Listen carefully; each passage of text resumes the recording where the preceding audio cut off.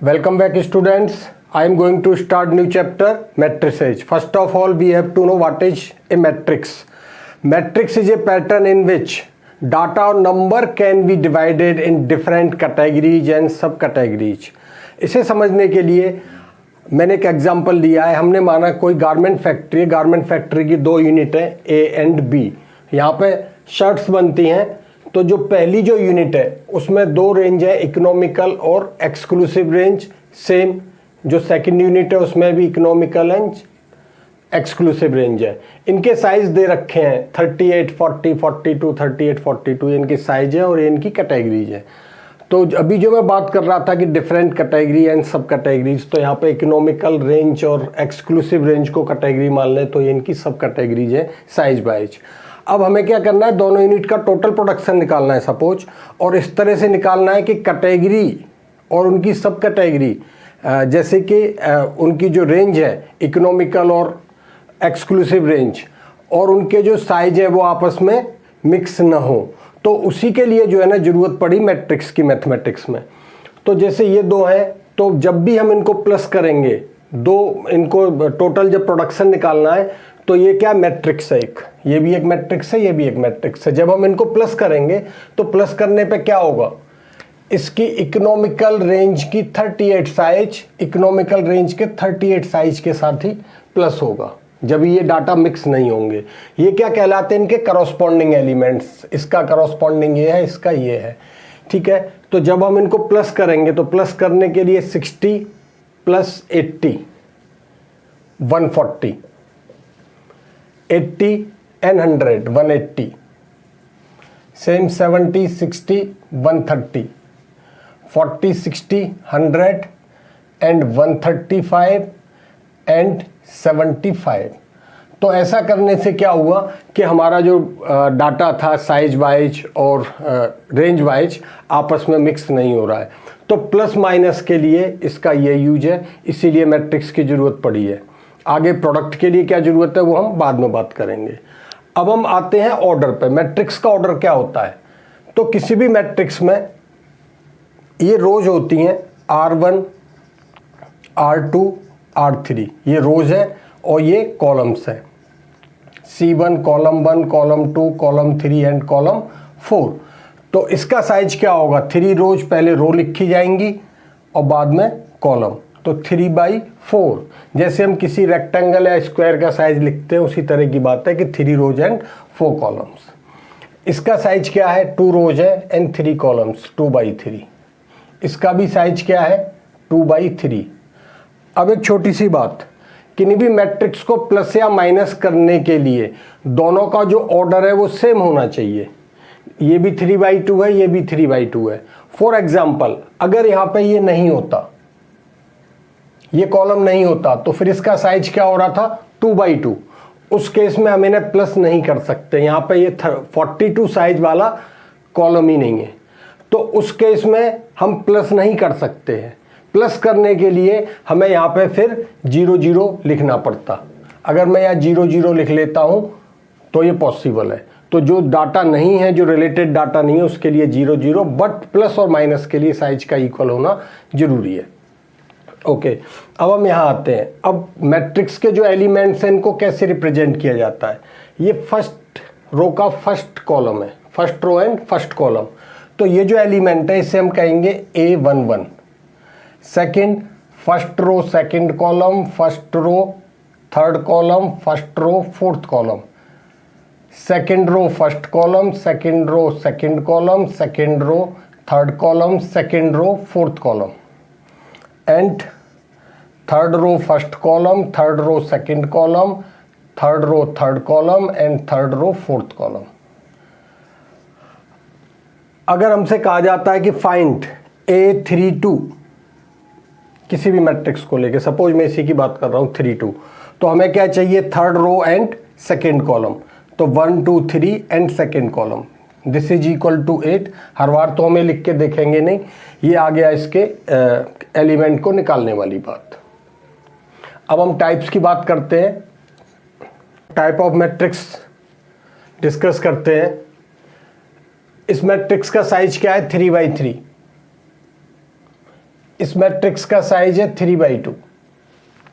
तो जब हम बात करें रेक्टेंगुलर और स्क्वायर मैट्रिक्स जिसमें number of rose and number of columns अगर हमारे डिफरेंट होंगे तो उस मैट्रिक्स को हम क्या कहेंगे, रेक्टेंगुलर मैट्रिक्स। जैसे लेंथ ऑफ ब्रेथ अगर डिफरेंट होती हैं तो रेक्टेंगल कहा जाता है, और जब लेंथ ऑफ ब्रेथ सेम हो जाती हैं तो स्क्वायर कहा जाता है। उसी तरह से हम वहीं से कंपेयर कर सकते हैं। 3/3 जे square matrix, square matrix, square matrix, these are also square matrices. और ये रेक्टेंगुलर मैट्रिक्स है। ये एक मैट्रिक्स लिखी हुई है जिसमें सिर्फ एक रो है, तो इसको हम क्या बोलते हैं, रो मैट्रिक्स। जिसमें सिर्फ कॉलम ही होता है उसे हम कॉलम मैट्रिक्स कहते हैं। अब हम यहाँ आते हैं, इस मैट्रिक्स में क्या हो रहा है, डायगोनल के एलिमेंट नॉन जीरो हैं, बाकी सारे एलिमेंट हमारे जीरो हैं। तो जिसमें सिर्फ डायगोनल नॉन जीरो हो उसको हम क्या कहते हैं, डायगोनल मैट्रिक्स। उसी तरह से यहाँ हम बात करें, यहाँ क्या हो रहा है, ये जो ट्राइंगल है इसके नॉन जीरो नंबर्स हैं, बाकी सारे जीरो हैं। इसे हम ट्राइंगुलर मैट्रिक्स कह देते हैं। इसका बहुत ज़्यादा यूज नहीं है। अगर ऊपर ट्राइंगल बन रहा है तो अपर ट्राइंगुलर, और अगर नीचे बन रहा होता है ऊपर वाले जीरो होते तो लोअर ट्राइंगुलर। एक मैट्रिक्स जी इक्वल टू, इसका साइज क्या है, 1/1, जिसमें सिंगल एलिमेंट, उसे हम क्या कहते हैं, सिंगलटन मैट्रिक्स। उसके बाद जीरो मैट्रिक्स यूजली ओ से रिप्रेजेंट किया जाता है। तो जीरो मैट्रिक्स अगर सारे एलिमेंट जीरो हैं देन जीरो मैट्रिक्स, तो जीरो से ही पता चल रहा है। ये टाइप हो गई। अब रहते हैं हमारे scalar matrix and identity matrix. उनकी बात हम जब प्रोडक्ट हम सीखेंगे उसके साथ में करेंगे। अब बात आती है कि अगर किसी मैट्रिक्स का ऑर्डर 3/4 है तो देन नंबर ऑफ एलिमेंट्स उसमें कितने होंगे, 12। ऑब्वियस सी बात है कि 3/3 9 हो रहे हैं, 3/2 6 एलिमेंट्स हैं। तो नंबर ऑफ एलिमेंट्स के लिए रो और कॉलम का जो प्रोडक्ट है वही नंबर ऑफ वो होता है।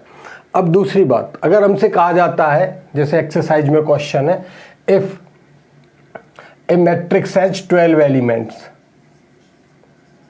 Elements then what are the possible order of matrices. तो अगर किसी मैट्रिक्स में 12 एलिमेंट है तो क्या क्या पॉसिबल ऑर्डर है। हम 1 से शुरू करेंगे, 1 × 12, जितने भी इनके फैक्टर हैं हम उनको लिख देंगे, जितने भी पेयर होंगे। तो 1 × 12 हो सकता है। 2 से हम क्या लिख सकते हैं, 2 × 6 हो सकता है। 3 × 4, 4 × 3। आगे क्या हो रहा है, 5 से डिवाइड नहीं हो रहा है। फिर 6 × 2 एंड 12 × 1। तो इसके पॉसिबल ऑर्डर्स हैं। अगर किसी मैट्रिक्स में 7 एलिमेंट हैं तो देन पॉसिबल ऑर्डर क्या हो जाएंगे, 7 × 1 एंड 1 × 7, क्योंकि इसके बाकी और कोई फैक्टर नहीं होंगे। तो ये बात थी, ये एक्सरसाइज के क्वेश्चंस हैं, ये सिंपल क्वेश्चंस हैं, ये हो जाएंगे। अब हम आगे बढ़ते हैं, मैट्रिक्स को हम कैसे कंस्ट्रक्ट करते हैं। एक्सरसाइज 3.1 के फर्स्ट 3 क्वेश्चंस, उनके जैसे क्वेश्चन अभी मैंने कराए हैं। अब हम बात करते हैं क्वेश्चन 4 और 5। मैट्रिक्स हमें कंस्ट्रक्ट करनी है 3/2 की, और हमें डिफाइंड है aij = 2i + j। तो मैट्रिक्स का ऑर्डर क्या है, 3/2। शुरुआत हम करेंगे, लेट a या required matrix is equal to, हम क्या करेंगे, 3/2 की एक मैट्रिक्स बना लेंगे जनरल। तो a11 a12 a21 a22 a32 and a31 and a32। ये मैंने मैट्रिक्स फॉर्म कर लिया। मुझे इनके एलिमेंट्स चाहिए। एलिमेंट्स कहाँ से निकलेंगे, जो हमें डिफाइंड है उससे निकलेंगे। अब हमें चाहिए a11, इसके अकॉर्डिंग हमें डिफाइंड है aij = 2i - j। Therefore a11, i और j की जगह हम 1 1 पुट कर देंगे। तो ये 2 - 1 = 1। a12, तो 2 - 2 = 0। a21, 2 2 जा 4 - 1 = 3। a22, 2 2 जा 4 - 2 = 2। a31, 6 - 1 = 5 and a32 = 6 - 2 = 4। ये हमने एलिमेंट्स निकाल लिए, एलिमेंट्स के हम वैल्यूज पुट कर देंगे। It gives 1 0 3 2 5 4, that's it. ये सिंपली हो जाते हैं ये questions. Next, construct A 3x3 matrix given by this. यहाँ पे हमें साइनम फंक्शन दे रखा है, हमें गिवन है 2i plus j if i not equal to j, when i equal to j then aij equal to i into j. 3x3 order है same. Let require matrix be 1 1 1 2 1 3 2 1 2 2 2 3 3 1 3 2 and 3 3। अब मुझे elements चाहिए, इसके elements निकालने। तो first of all हमने बात की A11 1 1 दोनों इक्वल हैं, i और j इक्वल हैं, तो क्या अप्लाई होना है, नीचे वाला। ये क्या आ जाएगा, 1 into 1 equal to 1। Next A12 not equal, ऊपर जाएंगे, then 2 plus 2 equal to 4 and A13 is equal to 2 plus 3 equal to 5। Now A21 not equal, 2 2 जा 4 plus 1 equal to 5 and A22 equal gives 2 into 2 equal to 4 and 2 3 not equal, 2 2 ja 4 plus 3 is equal to 7 and A31 is equal to not equal, 6 plus 1 equal to 7 and A32 3 2 ja 6 plus 2 equal to 8 and A33 I and j are equal, therefore 3 into 3 equal to 9. It gives elements की हम values रख देंगे 1 4 5 5 4 7 7 8 9, that's it. तो ये third और fourth question जो है, अब ये आप खुद अपने आप कर सकते हैं, इतना ही आसान है। मैट्रिक्स सबसे आसान चैप्टरों में से है। एक्सरसाइज 3.2 के मैंने दो क्वेश्चंस ले रखे, क्वेश्चन 7 एंड 9, और एक मैंने एग्जांपल दिया। पहले हम एग्जांपल की बात करते हैं, जहाँ पे भी दो मैट्रिक्स हमें दे रखी होंगी इक्वल में, और हमें एक्स वाई जेड वेरिएबल जो भी होंगे ए बी सी, उनकी वैल्यू पूछी जाएगी। हमें ये गिवन है, हमें एक्स वाई जेड एंड डब्ल्यू की वैल्यू निकालनी है। तो इस क्वेश्चन में हम क्या करेंगे, कंपेयरिंग। जब भी दो मैट्रिक्स इक्वल होती हैं तो उनके करस्पॉन्डिंग एलिमेंट्स भी इक्वल होते हैं। मैट्रिक्स जब इक्वल होंगी ऑब्वियस है उनका साइज तो इक्वल होगा ही, ऑर्डर या साइज इक्वल ही होगा। उनके करस्पॉन्डिंग एलिमेंट, ये इसके इक्वल, ये इसके इक्वल, ये इसके इक्वल। तो हम लिखेंगे यहाँ पे comparing corresponding elements. P gives x plus y is equal to 5, 3x is equal to 9, y into z equal to -6 and x minus w is equal to 0। Simplify करना है, यहाँ से क्या आया, ये इजीली यहाँ से x equal to 3, x की वैल्यू हम 3 इसमें पुट कर देंगे। This implies 3 plus y equal to 5, it gives y equal to 2। y हमें मिल गया, x भी मिल गया। अब हम यहाँ y की वैल्यू पुट करेंगे, y की वैल्यू हमने पुट की 2 into z equal to -6 gives z equal to -3, z भी मिल गया। अब हम यहाँ x की वैल्यू हमारे पास है, हमने x की वैल्यू यहाँ पुट की। This implies 3 minus w equal to 0 gives w equal to 3।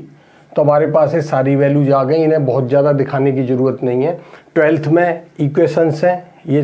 अब हम उसके बाद सिर्फ सॉल्विंग लिख के हम लिखेंगे सॉल्विंग, और डायरेक्ट हम आंसर लिख देंगे, दैट्स इट। हमें दिखाने की ज़रूरत नहीं कैसे सॉल्व कर रहे हैं, कि वैल्यू क्या पुट कर रहे हैं, क्योंकि हम 12th में। क्वेश्चन नंबर 7, यहाँ पे भी same comparing. a minus b is equal to -1, 2a minus b is equal to 0 and 2a plus c equal to 5, 3c plus d is equal to 13। हम फर्स्ट 2 को हम सॉल्व कर लेते हैं, subtracting b cancel gives minus a is equal to -1। This implies a is equal to 1। a की value मैं यहां put करूंगा, from first, then b is equal to 2। a की वैल्यू मैं यहां 1 पुट करूंगा, 1 उधर जाके -2, b इक्वल टू 2। अब हम a की वैल्यू यहां पुट कर दें, gives 2 plus c equal to 5, this implies c equal to 3। c की वैल्यू यहां पुट करें, 3 3 जा 9 plus d equal to 13, this implies d equal to 4। Therefore values are a equal to 1, b equal to 2, c equal to 3 and d equal to 4। अब जो question 9 है इसकी बात करते हैं। 3x plus 7 is equal to 0 gives x equal to -7/3। Next, y plus 1 is equal to 8 gives y equal to 7। यहां से जब मैं लेता हूं 5 is equal to y minus 2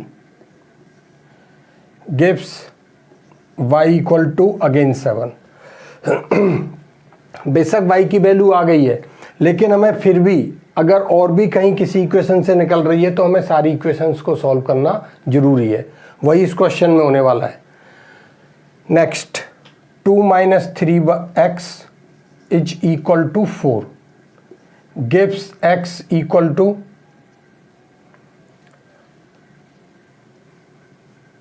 -2/3। अब इस क्वेश्चन में क्या हो रहा है, जो मैं बात कर रहा था, देखो y की वैल्यू तो दोनों जगह से सेम आ रही है, तो y को लेके कोई डाउट नहीं है। यहाँ जो इक्वेशन है हमारी लीनियर इक्वेशन है, और हमें पता है अगर लीनियर इक्वेशन हो तो उनकी सिर्फ और सिर्फ एक आंसर आ सकता है, मैक्सिमम एक हो सकता है, एक से ज़्यादा आंसर नहीं हो सकते। क्वाड्रेटिक इक्वेशन के मैक्सिमम 2 आंसर हो सकते हैं, क्यूबिक के 3 हो सकते हैं।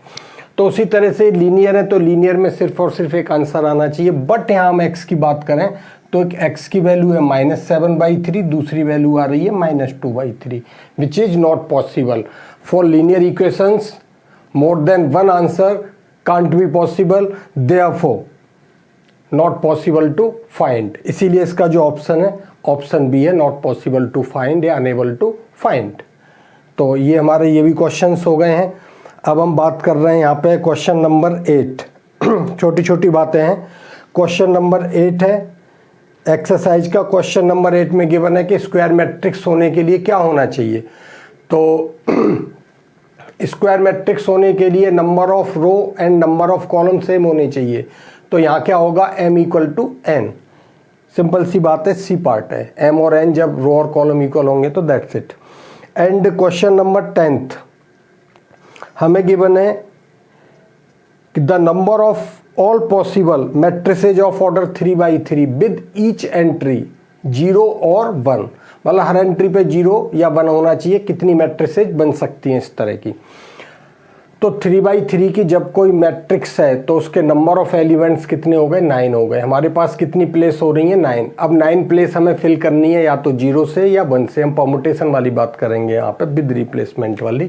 तो लिखने का तरीका हम देख सकते हैं। Question number 10 of exercise 3.1, numbers of elements in 3/3 matrix is equal to 9. Therefore we have total 9 places. Now